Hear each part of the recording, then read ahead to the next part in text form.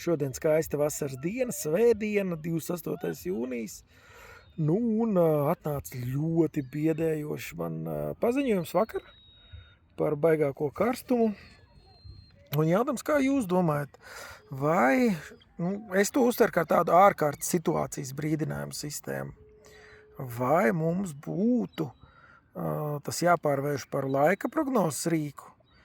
Jo, jā, ir tāda lieta kā krusa, tad es saprotu, stiprs vējš, plūdi un tādas lietas.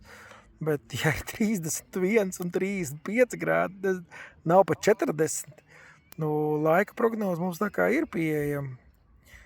Un kaut kā, vai man ir cita izpratne par temperatūru, un 32 grādi tas ir Latvijai 35, pat 31, kaut kas prātam neaptverams, bet jābūt dažas dienas, 35, 36, šodien Jūrmalā bija 32,5, ja tā pavisam precīzi runājam.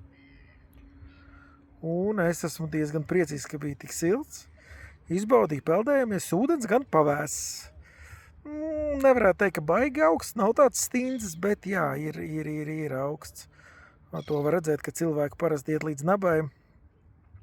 Tādā dziļumā, tad ir kā ir.